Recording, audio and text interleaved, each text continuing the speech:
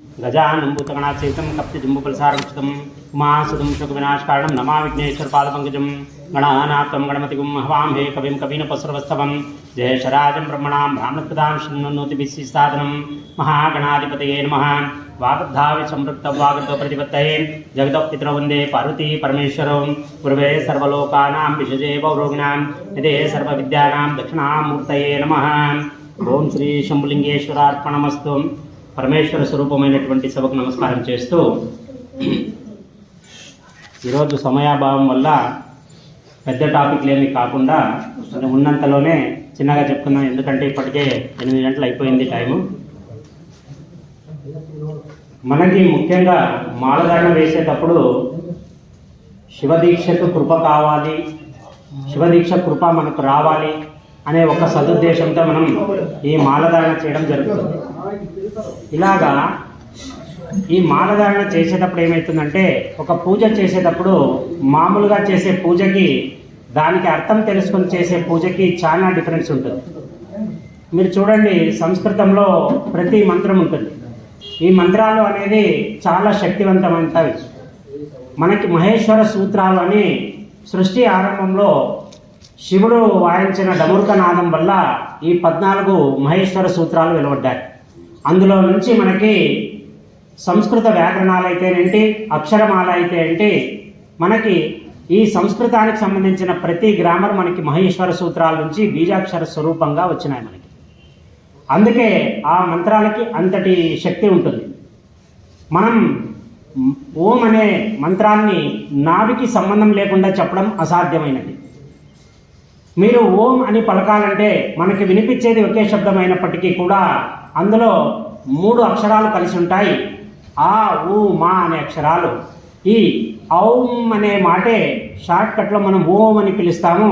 ఈ నాభికి సంబంధం లేకుండా ఓం అనే అక్షరం ఎప్పటికీ బయటకు రాలేదు. అలా నీకు తెలిసో తెలియకో ఓం అనే అక్షరం పలికినప్పుడు నీలో ఈ 3 అక్షరాలు కలిసి సమ్మిళితమై ఈ నాభి స్థానం నుంచి కంఠం వరకు దాన్ని ఒక వాయిస్ రూపంలో బయటకు వస్తుంది మనకి.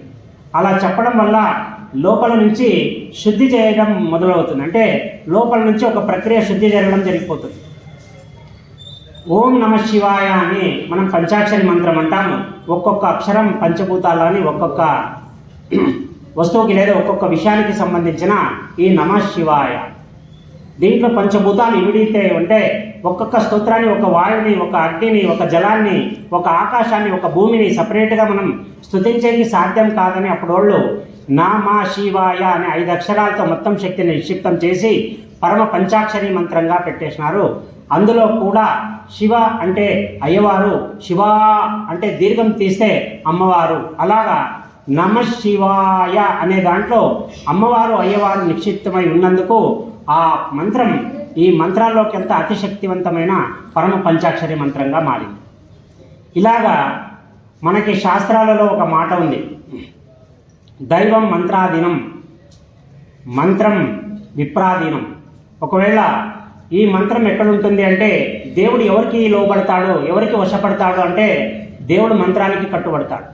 బాగా చూడండి, ఒక్కొక్కసారి ఎటువంటి వ్యక్తి ఉన్నా వాడు పలికే మంత్రం వాడి భావన శుద్ధి అయిందంటే దేవుడు వాడు అసురుడైనా కూడా వానికి వరాలు ఇచ్చేస్తాడు. చూడండి, మనకి శివుని పురాణంలో తీసుకుంటే దేవతలు ఎంతమందికి వరాలు ఇచ్చినాడో అంతకంటే ఎక్కువ రాక్షసులకు వరాలు ఇచ్చినాడు పరమశివుడు. ఎందుకంటే ఆయన ఇచ్చేటప్పుడు వీడు ఎవడు అని చూడడు, కేవలం వాడి భక్తిని మాత్రమే చూస్తాడు. అందుకే ఆయన భక్తవత్సలుడు అయిపోయాడు. వేరే వాళ్ళకి 100% తపస్సు చేస్తే ఫలితం ఇస్తే కానీ రానిది శివునికి కేవలం 10% భావనతో చేస్తే ఫలితం ఇచ్చేస్తాడు. అంతటి బోళాశంకరుడు శివుడు. మనకి సాధనాలలో చాలా కఠోరమైన సాధనాలు చాలా ఉన్నాయి. శివదీక్ష మనకి ఒక షార్ట్కట్ ఉన్నట్ల మనకి జ్ఞానానికి కానీ, ఆధ్యాత్మికతకి కానీ, లేదా మనం మనశ్శాంతి పొందడానికి కానీ శివదీక్షను మించిన షార్ట్కట్ నాకు తెలిసి లేదు. ఇక్కడ చాలా తక్కువ ఆచారాలు పాటిస్తూ, తక్కువ నియమాలు పాటిస్తూ దేవుణ్ణి చేరుకునే ఒక షార్ట్కట్ ప్రొసీజర్ శివదీక్షలో ఉంది. మనకి అయ్యప్ప మాల తీసుకోండి, చాలా కఠినతరమైనది. ఆడవాళ్ళ విషయంలో చాలా కఠినంగా ఉండాలా, ఎందుకంటే ఆయన బ్రహ్మచారి కాబట్టి నియమాలు కూడా చాలా కఠినంగా ఉంటాయి. ఒక్క శివదీక్షలో మాత్రమే డిస్కౌంట్లు చాలా ఉన్నాయి. అందుకే చాలామంది శివదీక్ష వైపుకు మొగ్గు చూపుతారు. మరి శివదీక్ష తీసుకున్న తర్వాత శివజ్ఞానం ఇసుమంతైనా ఉండాలి. కాబట్టి నా వంతుగా నేను ఈరోజు మీకు శివస్వరూపాన్ని చెప్పే ఒక ప్రయత్నం చేస్తాను. మనకి శివుడు అంటే గుర్తుకొచ్చేది ఫస్ట్ పాయింట్ విభూతి రేఖలు, జటలు, ఇక్కడ ఒక ముడి కట్టిన జట, దీంట్లో గంగమ్మ, మెడలో రుద్రాక్షమాలలు, చేత త్రిశూలం, కూర్చోవడానికి నంది, వంటికి భస్మలేపనం, శవ భస్మలేపనం. ముఖ్యంగా గుర్తొచ్చేది ఈ శివస్వరూపాన్ని గనక నువ్వు శివదీక్ష తీసుకున్న తర్వాత మనకి ఉపాసనకి సమయం లేదు స్వామి, మేము అంతసేపు కూర్చోలేము, మనం వృత్తిరీత్యా అంతసేపు టైం కేటాయించలేము అనుకుంటే మీరు ఇప్పుడు నేను చెప్పిన శివస్వరూపాన్ని మనసులో తలుచుకుంటూ కేవలం పరమ పంచాక్షరి మంత్రమైనటువంటి ఓం నమ శివాయ అనే మంత్రాన్ని కళ్ళు మూసుకొని 15 నిమిషాలు మీరు స్తోత్రం చేసి ఈ స్వరూపాన్ని నేను ఇంతకుముందు ప్రవచనంలో చెప్పినాను. శివుడి ఎంత రూపం అమ్మవారికి కూడా లేదు. గణపతి కూడా అతిశయోక్తికి పోయి అంటాడు, నాన్న ఎప్పుడు నువ్వు ఇలా ఉంటే అమ్మకి ఎలా నచ్చుతావు, అమ్మలాగా నువ్వు కూడా ఒకసారి అందంగా తయారయ్యరా, ఒకసారి ఇద్దరిని కలిపి చూడాలని ఉంది అని ఆయన అడిగిన కోరికకు శివుడు నిజంగా గణపతి కోరిక తీర్చడానికి చాలా సుందరంగా తన రూపాన్ని, తన జడత్వాన్ని, అంటే ఏదైతే తామసిక రూపం ఉందో దాన్ని వదిలేసి ఒక సాత్విక రూపాన్ని ధరిస్తాడు. అది చూసిన తర్వాత గణపతి అలా చూసి దేవతలంతా స్థానులైపోతారు. ఎందుకు బాబా శివుడు ఇంత అందంగా ఉన్నాడా, ఈయన ఇంత జగన్మోహన రూపం ఉండి ఎందుకు ఈయన బయట ఇలా శ్మశానాల్లో తిరుగుతాడు, ఈ అవతారం ఏంటి అని దేవతలు తాము చేయాల్సిన కార్యాలను వదిలేసి స్థానులై అలాగే నిలబడిపోతాడు శివుణ్ణి చూసి. గణపతికి కోడిన కోరిక కాబట్టి గణపతి ముందుకు వచ్చే లోపల గణపతి ఒక్కసారిగా శివుణ్ణి చూసి లటక్కను మోకాల మీద కూర్చొని తల నేలకి ఆంచి చెప్పడం మొదలు పెడతాడు, స్వామి దయచేసి మీరు ఇక్కడి నుంచి వెళ్ళిపోండి అని అంటాడు శివుణ్ణి. అప్పుడు శివుడు అంటాడు, నువ్వు భలేవాడే, నువ్వు అమ్మవారు చాలా అందంగా ఉంటుంది, మీ అమ్మ కంటే నేను అందంగా లేదని, ఒకసారి అందంగా ఉంటే బాగుంటుంది కదా అని నువ్వు కోరినావు, నువ్వు కోరిన కోరిక మీదకే నేను ఇదంతా రెడీ అయి వస్తే ఇప్పుడు నన్ను వెళ్ళిపోమంటున్నా, ఇదేం న్యాయం ఇది. అప్పుడు గణేశుడు అంటాడు, నాకు ఒక స్వార్థం ఉంది, ఈ సృష్టిలో మా అమ్మని మించిన అందం ఉండకూడదని అనుకున్నాను, నిన్ను చూసిన తర్వాత అలా అనిపిస్తూ ఉంది, అందుకే నేను చూడట్లేదు, నువ్వు వెళ్ళిపోను. అంతటి సుందరమైన విగ్రహం పరమశివ స్వరూపం. అటువంటి స్వరూపం ఉండి, అంతటి అనుకూలత ఉండి, అన్ని సౌకర్యాలు కలిగి కూడా తాను కేవలం ఒక బైరాగిలాగా దేశాల్లో తిరుగుకుంటూ ఎలాగా తిరుగుతూ ఏం చెప్తున్నాడంటే తత్వం కోసం నిరంతర ప్రయాణం మనకి చాలా ముఖ్యం. తత్వం అనేది ఏది? ఈరోజు నువ్వు అనుకున్న భార్య, పిల్లలు, కామ, క్రోధ, మద, మోహ, లోభ, మాత్సర్యాలనే 6 గుణాల్లో కొట్టుకొని మనం ఏదైతే సస్తున్నామో ఇవేవి శాశ్వతం కాదు. ఒరే, ఎప్పటికైనా నువ్వు కాటికి రావాల్సిందే, నీ చితికి మంట అంటాల్సిందే, ఆ బూడిద గాలిలో కలిసిపోవాల్సిందే. ఇది పరమశివ సత్యం, ఇదే సత్యం. దీన్నే మనం పరమ సత్యం అంటాం. దేవుళ్ళలో ఎవరికీ లేని ఒక పరమ అనే వర్ణం ఒక శివునికి వాడతాం. అందుకే ఈ భయంకర రహస్యాన్ని సృష్టికి తెలిపిన వాడు ఆ శివుడు కాబట్టి, శివుడు చేసిన ఆజ్ఞకి తిరుగులేదు కాబట్టి ఆయనకి పరమశివుడు అనే నామం సార్థకమైంది. ఇలాగా ఈ పరమశివ తత్వంలో ముఖ్యంగా మనకి ఉండాల్సినవి భస్మం. భస్మం చూడండి, శవభస్మ లేపనం ఉంటుంది. ఆయన మామూలుగా మనం గుళ్ళో అగరబత్తీలు తీసుకొని అంటించుకుంటాం, అటువంటి భస్మం కాదని అంటించుకునేది అప్పుడే కాలిన చితి నుంచి తీసిన భస్మాన్ని తీసి ఇంకా కాలుతుంటుంది, అది దాన్ని తీసుకొని ఒంటికి పులుముకుంటాడు ఆయన. ఇప్పటికీ ఉజ్జయినిలో భస్మహారతి జరుగుతుంది. తెల్లవారుజామున మామూలుగా నాకు తెలిసి అమృత వేళల్లో చేస్తారు. అది దానికి 4:30 సుమారు టైం చేస్తారు అది భస్మహారతి. ఇప్పటికీ 2 వంశీకులు ఉన్నారు అక్కడ. ఒకరోజు ఇడిచి ఒకరోజు ఒకరు తెచ్చిస్తారు. కరెక్ట్ ఆ టైంకి భస్మహారతి టైంకి అప్పుడే చనిపోయి బూడిద చేసిన ఒక కళేవరం యొక్క భస్మాన్ని తీసుకొని వచ్చి ఆ శివునికి ఒక తెల్ల గుడ్డలో వేసిస్తారు. అది వేయడానికి అక్కడి ప్రధాన అర్చకుడికి కూడా హక్కు లేదు శివుని మీద గుమ్మరించడానికి. దానికి ఒక అఘోరి ఉంటాడు సపరేట్గా, ఆయన మాత్రమే ఆ భస్మాన్ని తీసుకొని ఒక తెల్ల గుడ్డలో వేసుకొని దాంట్లో ఉండే ఎముకలు అవశేషాలు ఏమైనా ఉంటే అన్ని క్లీన్ చేసేసి దాన్ని ఆ ఉజ్జయిని మహాకాళేశ్వరుడికి అలంకారంగా వేస్తారు. అలంకారం అంటే మూతి మీద ఒక బట్ట వేసేసి ఒంటి నిండా భస్మాన్ని పులిమి దాని తర్వాత ముఖం దగ్గర తీసేసి అలంకారం చేస్తారు. ఆ అలంకారం శవభస్మం ఏదైతే మనం శ్మశానం అంటేనే విని తూతూ అట్లా అనకూడదు అనుకుంటామో అటువంటి శవభస్మ లేపనం, అటువంటి శవభస్మ భస్మంతోనే ఆ ఉజ్జయిని మహాకాళేశ్వరుడి మొత్తం దేవాలయం అంతా నిండుకొని ఉంటుంది. అంతటి పవర్ఫుల్ క్షేత్రం మనకి ఉజ్జయిని మహాకాళేశ్వరుడు.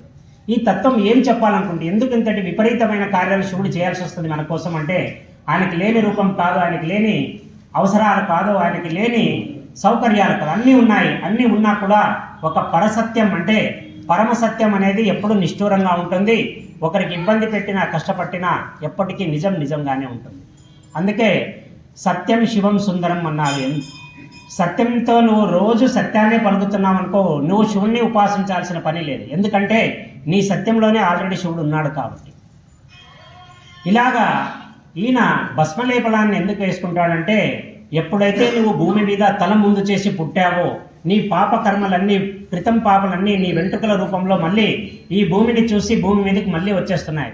నీ పూర్వజన్మ కర్మానుసారం నీ వెంట్రుకలు ఎన్ని ఉంటే అన్ని పాపాలు చేసి నువ్వు కిందికి దిగింటావు. అలాగా నీ పాపాలను నువ్వు మోసుకొని మళ్ళీ భూమి మీదకి పడుతున్నావు. ఇప్పుడు దీంట్లో నుంచి మళ్ళీ నిన్ను మోక్షానికి పంపించాలంటే భగవంతుడు ప్రతి జీవిని పుట్టించేటప్పుడు ఒక ఆశతో పుట్టిస్తాడు. వీడైనా ఏదైనా ఉద్ధరిస్తాడేమో ప్రపంచాన్ని. ఇంతలో ఎంతమంది ఉద్ధరిస్తారో, ఎంతమంది సామాన్య జీవితం గడిపి మట్టిలో కలిసిపోతున్నారో మనకు తెలిసిందే. ఇప్పుడు 1 కోటి మందిలో మనం ఒక 10 మందిని చెప్పంటే కేవలం 10 మందిని చెప్తాం. దాన్ని కూడా ఆలోచన చేసి చెప్తాం. ఎందుకంటే అంత తక్కువలో తక్కువ మంది మోక్షాన్ని చేరిన వాళ్ళు ఉంటారు. అలాగా శవభస్మ లేపనం ఏం సూచిస్తుందంటే ఒక మనిషిగా పుట్టావు భూమి మీద, మళ్ళీ నువ్వు వెళ్ళిపోతావు. మరణం అనేది నువ్వు పుట్టిన మరుక్షణం నుంచి నిన్ను వెంటాడుతూ ఉంది. అది నీ ఒంటికి పూసుకున్న భస్మాన్ని సూచిస్తుంది. బాగా చూడండి, మరణం ఎవరికి రాదో ఒకరికి నాకు టెన్షన్గా చెప్తారు. అప్పుడే పుట్టిన బిడ్డ దగ్గర నుంచి 110 ఏళ్ళు 115 ఏళ్ళు బతికిన వాళ్ళు ఉన్నా కూడా మరణం ఏదో ఒక రోజు ఏదో ఒక అంశంలో వాళ్ళని లాక్కొని పోతుంది. ఈ వయసులో ఉంటే మరణం రాదని ఏదైనా ఒక వయసు ఉంటే చెప్పండి. నాకు సాధ్యమే కాదు. అందుకే పుట్టిన ప్రతి జీవికి మరణం తన వెంట ఉంది అని చెప్పడానికి ఈ శవభస్మ లేపనాన్ని శివుడు వేసుకొని తిరుగుతూ ఉంటాడు. ఇది నీ మరణానికి సంకేతం. మరి ఏందయ్యా ఇంకా పుణ్యమాని కూర్చుంటే అప్పుడే సాగు గురించి చెప్తావు కదా అనేది మన వాదన. అయితే ఎందుకు చెప్తాడంటే నువ్వు పుట్టినప్పుడు రిలాక్స్డ్గా ఉండి నేను 60 ఏళ్ళ వరకు చేయాల్సిన దుర్మార్గాలన్నీ చేసేసి 60 ఏళ్ళ నుంచి నేను పుణ్యం ఏదైనా గుళ్ళు గోపురాలు తీర్థయాత్రలకు తిరుగుతానని పోతే దేవుడు అంత పిచ్చోడి కాదు, అన్నీ చూస్తూ ఉంటాడు. చాలామంది నన్ను వచ్చి ఈ మధ్య కాలంలో అడిగిపోయినారు, స్వామి మేము కాశీకి పోవాలనుకుంటున్నాము, ఇప్పుడు మా వయసు 20, 25, 30 లోపలే, మా ఇంట్లో ఈ వయసులో కాశీకి పోకూడదని చెప్తున్నారు, పోవాలా వద్దా? టికెట్ బుక్ చేసుకుని వచ్చినాడు ఒక ఆయన. మా ఫ్రెండ్స్ అంతా బుక్ చేసుకున్నాము, ఇప్పుడు మా ఇంట్లో వద్దంటున్నారు, కాశీకి పోవాలంటే కాటికి పోయినట్లా పోకూడదు అని చెప్తున్నారు. ఇంతటి అజ్ఞానం మనలో ఉంది. ఇప్పుడు ఒక మనిషి జ్ఞానానికి ఒక మనిషి యొక్క వయసుకి సంబంధం లేదు. ఆదిశంకరాచార్యులు భాషలు రాసినప్పుడు వేదాలకి ఆయన వయసు 10 నుంచి 12 సంవత్సరాలు. ఆయన ఎంతమందిని తర్కాన్ని ఓడించినాడంటే యావత్ భారతదేశాన్ని 3 సార్లు కాళ్లతో తిరుగుతూ అడ్డమొచ్చిన 52 అవైదిక మతాలను సర్వనాశనం చేసేసి వాళ్ళు అడిగిన ప్రతి ప్రశ్నకి టెన్షన్గా సమాధానం చెప్పేసి అక్కడ ఒక పీఠాన్ని పెట్టుకుంటూ పోయినాడు. ఎక్కడైతే గెలిచినాడో అక్కడొక్కడ ఒక విజయ సంకేతం పెట్టి ఒక మఠాన్ని స్థాపించి అక్కడ తన జ్ఞానాన్ని మళ్ళీ చేసుకునేలాగా, ముందు తరాలకి జ్ఞానం పోయేలాగా. ఇప్పుడు మనకి అఘోరీ స్నానంలో నాగా సాధువులు చాలామంది వచ్చినారు. ఈ నాగా సాధువులు కూడా ఒకప్పుడు ఆదిశంకరాచార్య స్థాపన చేసిన ఒక తెగని. ఇందులో 10 రకాలు. ఆ 10 రకాల్లో నాగా సాధువులు ఒకరు. ఆదిశంకరాచార్యులు చేసిన వాటిలో ముఖ్యమైనవి 2. ఒకటి శాస్త్రదారులు, 2 శస్త్రదారులు. శాస్త్రదారులు జ్ఞానాన్ని ముందు తరాలకు తీసుకెళ్తారు, శస్త్రదారులు అవసరమైతే తలకాయలు నరికేస్తారు.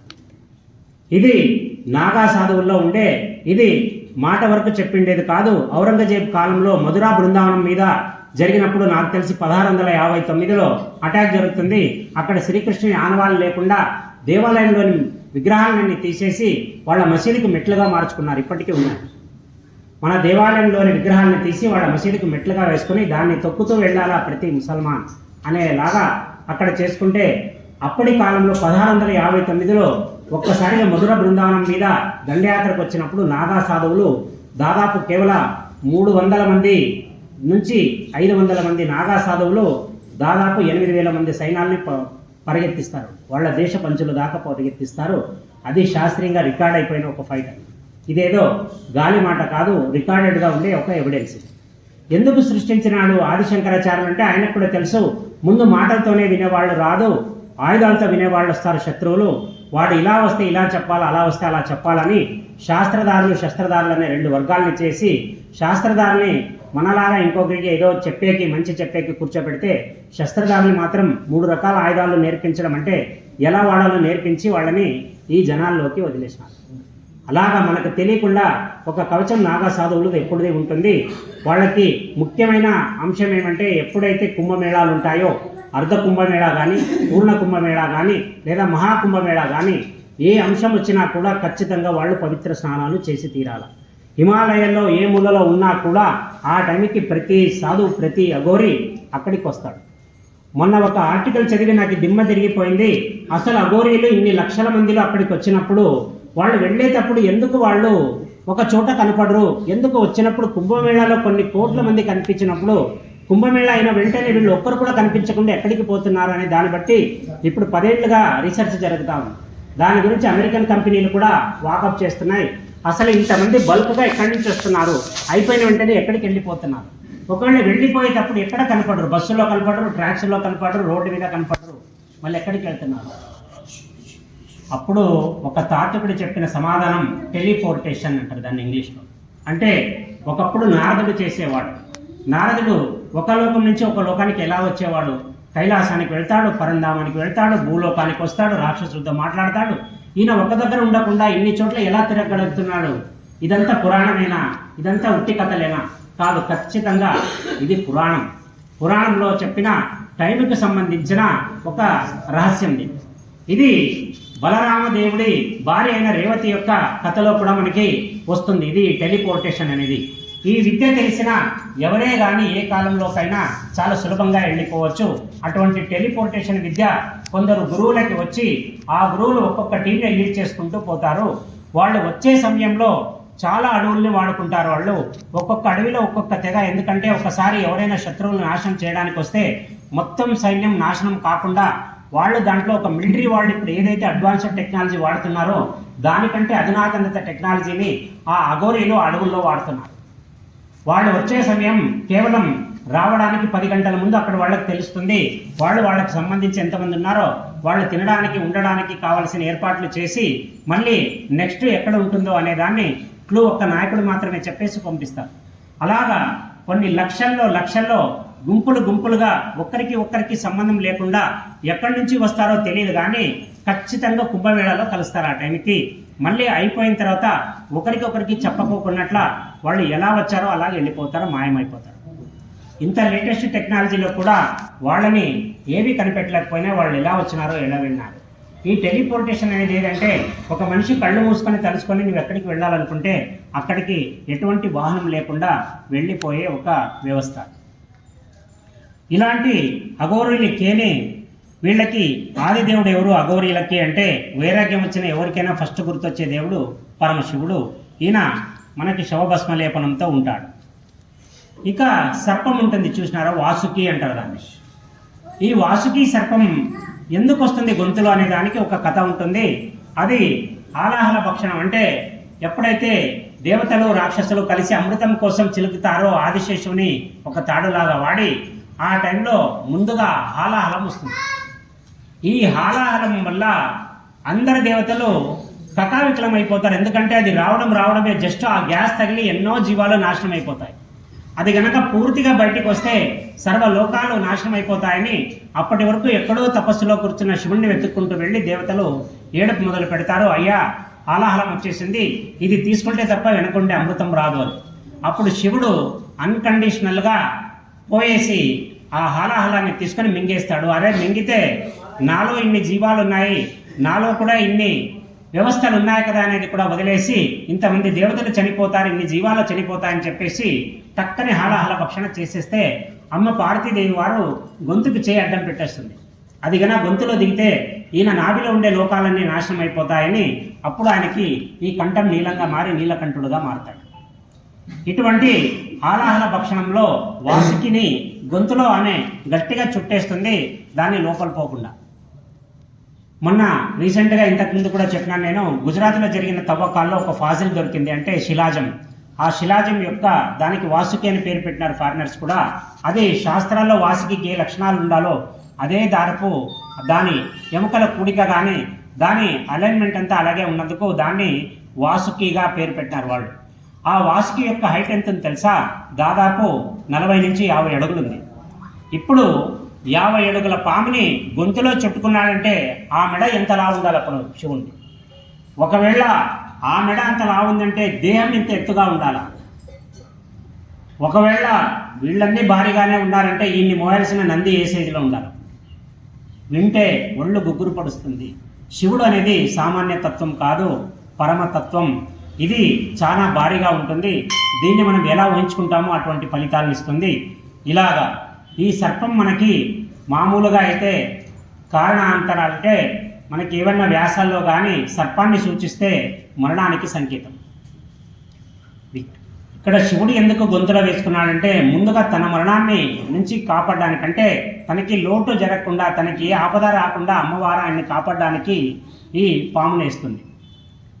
మరి ఇక్కడ శాస్త్రరీత్యా మనం తీసుకోవాల్సిన అర్థం ఏమంటే, మనకి శాస్త్రరీత్యా పాము మరణానికి సంకేతం అయితే అటువంటి మరణాన్ని ఆయన ఆభరణంగా వాడుతున్నాడు అని. అంటే ఆయనకి మరణం అనేది ఒక ఆడంబరం కోసం వాడే ఒక ఆడంబరం, ఈ ఆభరణం లాంటిది ఈ పాము. ఇక్కడ శవభస్మ లేపనం నువ్వు పుట్టినప్పటి నుంచి నువ్వు ఏం చేయాలో నిరంతరం గుర్తించే ఒక సాధనం బూడిదైతే, రెండోది మరణం కూడా నీ వెంటే ఉందిరా నాయన, జాగ్రత్తగా చేసుకుంటూ పో, నీ పనులు డిలే చేసినావా చేయడానికి నువ్వు ఉండవు, ఖాళీ అయిపోతావు. ఇవి చెప్పడానికి ఇక చంద్రుడు మనకి నెలవంకతో ఉంటాడు స్వామి. నెలవంకతో చంద్రుడు ఏం సూచిస్తాడంటే చంద్రాయనం, మనకి సూర్యమానం చంద్రమానం అనే జ్యోతిష్యాల్లో 2 రకాలుగా ఉంటాయి. ఎవరి లెక్క వాళ్ళది. చంద్రాయనం వాళ్ళు పున్నమి నుంచి పున్నమి లెక్క చేస్తే, సూర్యాయనం చూసేవాళ్ళు అమావాస్య నుంచి అమావాస్య లెక్క చేస్తారు. ఈ భగవంతుడి దగ్గర చంద్రుడిని ఎందుకు అలంకారంగా పెట్టుకున్నాడంటే ఈయనకి కాలం అనేది కూడా ఒక అలంకారమే. ఈయన ఏ కాలం కొలవలేదు అని చెప్పడానికి ఆ చంద్రుని అలంకారంగా నెత్తి మీద పెట్టేసినారు. ఇక గంగ ఉర్రూతలోగించి భగీరథుడు చేసిన ఒక భయంకరమైన తపస్సుకి ఎన్నో కష్టాలు పడి భగీరథుడు పైనుంచి కిందికి దిగమన్నప్పుడు ఆమె కోపంతో ఆకాశంలో ప్రశాంతంగా ఉండాలి, నన్ను భూలోకంలో పాపుల్ని కడగడానికి తీసుకెళ్తున్నాడు కదా అని ఒక ఉగ్రేషంతో ఆయన ఏం చేస్తుంది, చాలా భయంకరంగా మారి తనలో ఉండే మొసళ్లను, తాబేళ్లను, లావుపాటి జంతువులు ఏమైతే ఉంటాయో వాటన్నిటికీ చెప్తుంది, ఈ శివుడు ఎవరో నన్ను ధరించడానికి సిద్ధమైనాడంట. ఆ భగీరథుడు తపస్సు చేసినందుకు నన్ను కిందికి పొమ్మని దేవతలు చెప్తున్నారు. నేను వెళితే ఎలా ఉండాలంటే శివుడికి కొడితే ఈ తాబేళ్ల డిప్పలతో తల దిమ్మ తిరిగిపోవాలా, గంగ అంటే ఏమనేది శివునికి తెలవాలా, అలా మీరు చాలా బరువేసి దూకండి దాంట్లోకి అని చెప్తుంది. మనకి నామావళిలో 108 నామాల్లో వ్యోమకేశాయ అనే ఒక మాట వస్తుంది. వ్యోమము అంటే ఆకాశం, కేశాలంటే ఎప్పుడైతే అమ్మవారు గంగ దూకాలనుకున్నప్పుడు ఆయన ఆకాశమంతా తన వెంట్రుకల్ని పరిచేస్తాడు, జటలతో కూడిన తన జుట్టుని. ఇక్కడ సుడి మీద దిగు అని చెప్పి మనకి భంగిమం చూడండి, ఇలా పెట్టుకొని ఇలా నిలబడిటాడు ఎక్కడన్నా ఫోటోలో చూస్తే. ఎందుకు అదే భంగిమ పెడతారు? సైంటిఫికల్గా చూస్తే ఆ భంగిలో అంటే ఇటువంటి పొజిషన్లో ఉంటే నెత్తి మీద ఎంత బరువు పడినా మనిషికి ఏ డ్యామేజ్ జరగదు, ఎముకలు ఎక్కడ అలైన్మెంట్ తప్పవు. అది సూచించడానికి ఆయన గట్టిగా నిలబడి ఇప్పుడు దూకని చెప్తాడు. ఆమెకుండే ఉక్రోషంతో నేను ప్రశాంతంగా ఉండేదాన్ని కిందకి తీసుకెళ్తున్నాడని ఈ తాబేళ్లకి డిప్ప కింద చేసుకొని కింద పడండి నెత్తిలో అని చెప్పేసి బరువైన జంతువులంతా ఫస్ట్ మొసళ్ళని గిసళ్ళని వేసేస్తాయి. అవి పడేళ్ళని పడి శబ్దాలు వస్తుంటాయి. అవి ఆయనకేం జుమ్మండు అలాగే ఉండిపోతాడు. అలాగంతా పడడం మొదలైన తర్వాత మెల్లిగా తన జటాల్ని తిప్పుకుంటూ వచ్చేస్తాడు. దాంట్లో ఎలాగైతే దాన్ని ఒక కుండలాగా మలుచుకుంటాడో ఆ గంగ అందులోకి నిక్షిప్తమైతూ వస్తుంది. అలా నిక్షిప్తమై వచ్చి అక్కడ నుంచి దారాలుగా కొద్దిగా లీకేస్తూ కిందికి రావడం మొదలు పెడుతుంది. అలా 5 దారాలుగా దిగుతాయి. దిగిన తర్వాత ఒక్కొక్క నదిలాగా ఉంది, అది ఇంకొక ప్రస్తావనలో చూసుకున్నాం. ఇలాగా అవి ఎందుకు గంగా స్నానం అంత పవిత్రం, గంగలో ఎందుకు పాపాలు పోతాయంటే గంగ దేవుడి శివుడి యొక్క ఈ నఖశిఖ పర్యంతం, నఖ అంటే బొటన వేలుకుండే ఈ గోరు ఏదైతుంది దాన్ని నఖ అంటారు. శిఖ అంటే ఇది జుట్టు ఉండే ప్రాంతం.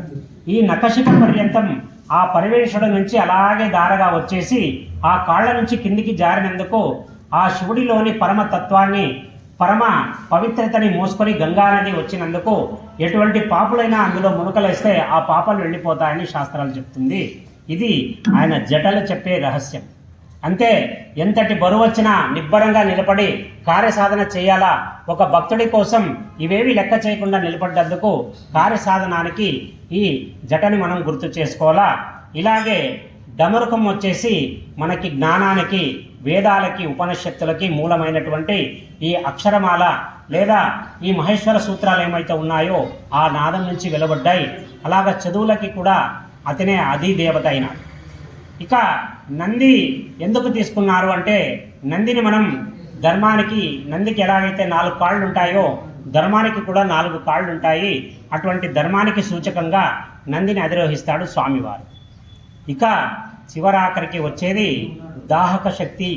అంటే దీన్ని జ్యోతిర్మఠం అంటారు. ఈ కంటిని 3వ కన్య అనకూడదు మనం, జ్యోతిర్మఠం అంటారు. శివుడికి ఉండే ఈ 3వ కన్యని జ్యోతిర్మఠం. దీనికి ఏముంటుందంటే దాహక శక్తి ఉంటుంది.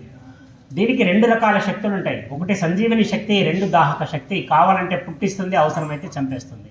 ఈ 2 ఇక్కడ నిక్షిప్తమై ఉంటాయి. కాబట్టి ఆయనది వార్నింగ్ కూడా ఇస్తుంది. తప్పు చేస్తే దహించుకుపోతావు నువ్వు అనే ఒక వార్నింగ్ చెప్పడానికి ఈ సూత్రం మనకు పనికొస్తుంది.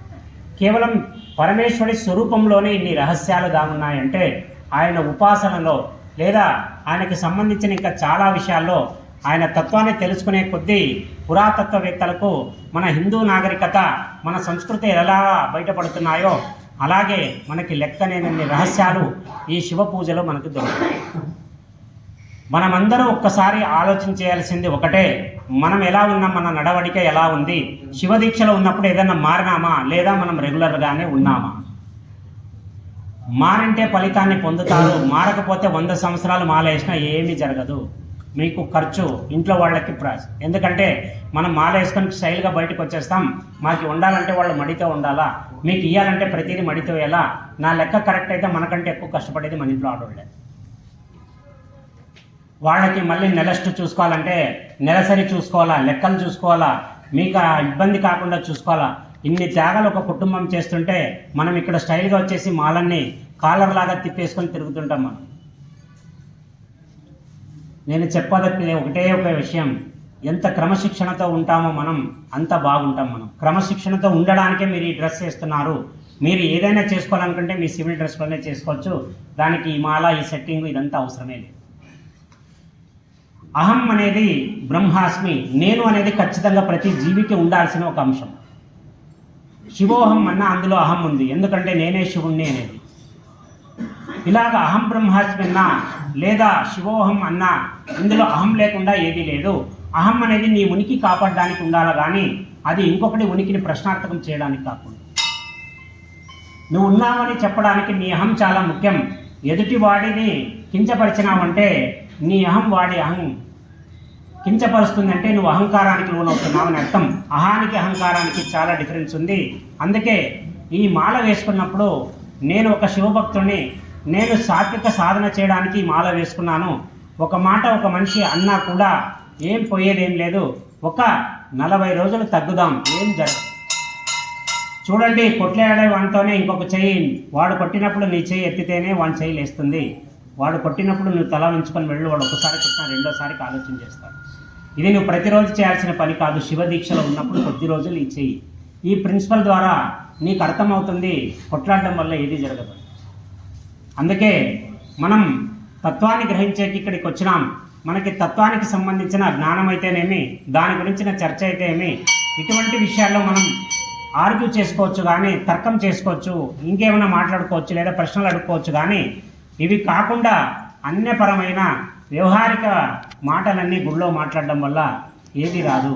ఎందుకంటే నీకు ఓపిక ఉంటే కూర్చొని దైవానికి సంబంధించిన అంశాలు మాట్లాడుకో. లేదు నాకు ఇవన్నీ కుదరవు, నేను వెళ్ళిపోతానంటే ప్రశాంతంగా బయటికి వెళ్ళిపోండి. కానీ ఇక్కడ ఉండే కొద్దిపాటి భక్తుల్ని కూడా దయచేసి డిస్టర్బ్ చేసే ప్రక్రియ చేయద్దండి. ఇది చెప్పుకుంటూ టైం అయితే ఇంకా ఈరోజు మీకు ఒక ముఖ్య సూచన. అలా రేపు చెప్పింది మర్నాడు అంటే వెరీ నెక్స్ట్ డే దాన్ని వచ్చేలాగా నైట్ అంతా కూర్చొని కానీ అప్లోడ్ చేస్తున్నాం. దీన్ని ఈ కార్యాన్ని మీ ముందుకు తీసుకురావడానికి టెక్నికల్గా నాకు పెద్దగా నాలెడ్జ్ లేదు. నేను ఎంతసేపు ఉన్న పుస్తకాలు చదివి చెప్పమంటే ఎన్ని గంటలైనా చెప్తాను, కానీ ఆ మొబైల్లో నాకు ఫోన్ రిసీవ్ చేసుకోవడం, ఫోన్ కట్ చేయడం తప్ప నాకు పెద్దగా ఆప్షన్స్ కూడా నాకు తెలియదు. అందుకే నా మొబైల్లో ఏమున్నా కూడా తెలియదు, ఎవరికైనా ఇచ్చేస్తా చేసేయండి.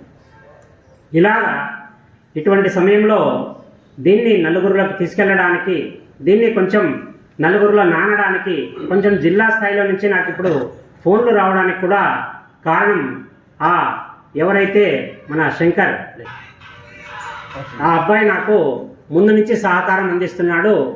ఈ అబ్బాయి చేయడం ఏంటంటే, నేను చెప్పడం కేవలం 1/2 గంట కానీ 40 నిమిషాలు కానీ ప్రవచనం చెప్తే ఆయన దాన్ని ఒక పోస్టర్లా మార్చి దానికి ఒక టైటిల్ సెట్ చేసేసి దానికి ఒక డిస్టర్బెన్స్ ఏమైనా ఉంటే దాన్ని క్లియర్ చేసి పెట్టడానికి ఆ అబ్బాయికి ఆల్మోస్ట్ 6 అవర్స్ టైం పడుతుంది. దాంట్లో ఈరోజు చేసిన ప్రవచనాన్ని రేపు పొద్దున ఎట్టి పరిస్థితుల్లో అప్లోడ్ అయిపోవాలనే ఒక దాంతో రాత్రి 1 గంట 2 గంటల వరకు కూడా ఆయన కష్టపడతాడు. ఇలాగా నా కోసం శ్రమిస్తున్న శంకర్కి నేను హృదయపూర్వకంగా నా యొక్క ధన్యవాదాలు తెలుసుకుంటూ, ఆయనకి వీళ్ళు రామలక్ష్మణులు ఉన్నట్లు అన్నదమ్ములు 2 ఉన్నారు.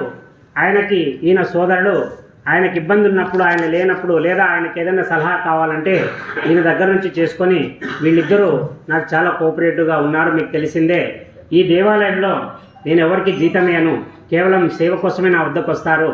ఆ విషయాన్ని వాళ్ళు పాపం వాళ్ళ పనులు ఏమున్నా వృత్తిరీత్యా ఒక ఫోటోగ్రాఫర్ ఆయన ఇక్కడ ఉండే పనులు ఇప్పుడు ఫిబ్రవరిలో చాలా కార్యక్రమాలు ఉంటాయి, కానీ అవన్నీ వదిలేసుకొని ఆయన నా దగ్గరే ఉంటాడు ఈ ఆల్మోస్ట్ శివరాత్రి అయ్యేంత వరకు.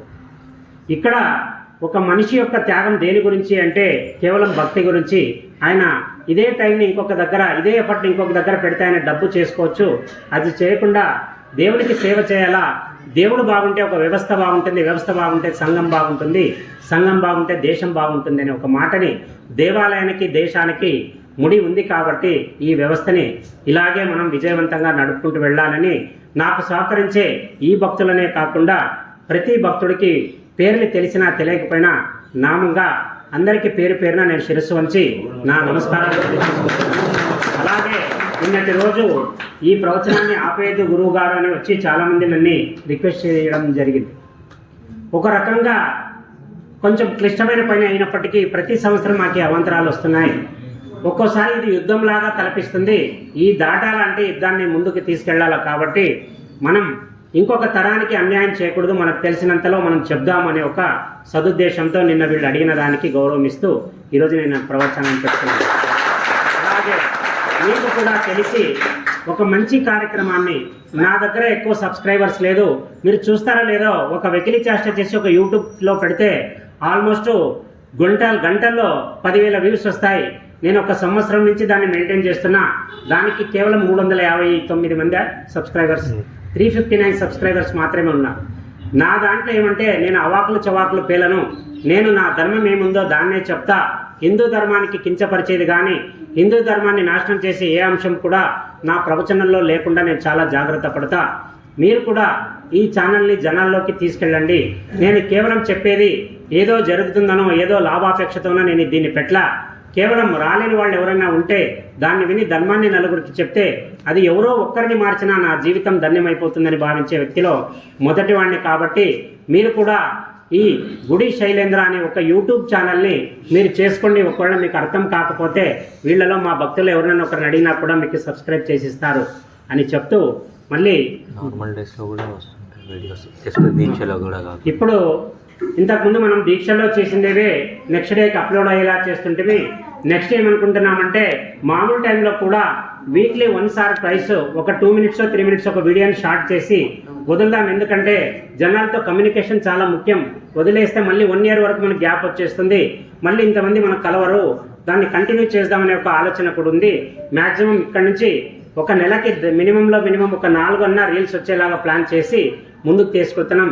ఇవన్నీ చేసేది కేవలం మీకోసమే, మీ ఆలోచన విధానం మారడానికే, మీలో భక్తి పుట్టించడానికే. ఇది మీరు గ్రహించినన్ని ముందుకు నడిపిస్తారని హృదయపూర్వకంగా నమ్ముతూ మీకు నమస్కారం చెప్పి ఈరోజు 1 నిమిషం, ఈరోజు 9 o'clock అయిందా? టైం ఎంత ఏనైందా? ఈరోజు 9 o'clock మనకి శంభులింగేశ్వర స్వామి గ్రూప్లో ఒక వీడియో రిలీజ్ అవుతుంది. ఈ గుడి ఇప్పుడు డెవలప్ అయినప్పటి నుంచి, అంటే చూడ్డానికి ఆకారపరంగా బాగా అవ్వడానికి చాలా శ్రమించినాం. ఇది నేను ఎప్పుడు నా శ్రమ గురించి ఇంకొకరికి చెప్పుకోలే, ఎందుకంటే ఇది నేను చేయాలనుకున్నాను, నేను చేసేసాను. చాలామంది భక్తులు చేతనిచ్చినారు. కొందరు రహస్య భక్తులు ఉన్నారు, కొందరు తెలిసిన వాళ్ళు ఉన్నారు. దీన్ని ఎలాగోలాగా దీక్ష సమయానికి బాగా అప్డేట్ చేయాలనుకున్నాను. నా వరకు అది వీలైనంత వరకు చేసేసాను. దానికి సంబంధించి గుడికి సంబంధించిన ఒక వీడియో ఇప్పుడే వెర్షన్ ఏదైతే ఉందో దాన్ని ఈరోజు 9 గంటలకు ఒక టైమర్ పెట్టి ఆన్ చేసేసిన బ్రాడ్కాస్ట్ 9 గంటలకి ఆ వీడియో రిలీజ్ అవుతుంది. దాన్ని మీరు కూడా చూసి నలుగురికి షేర్ చేయండి. మన శంభులింగేశ్వర గుడి ఎలా ఉంది అనేది అందరికీ తెలవాలనే ఒక ఉద్దేశంతో ఆ వీడియోని చేయడం జరిగింది. ఓం నమః శివాయ.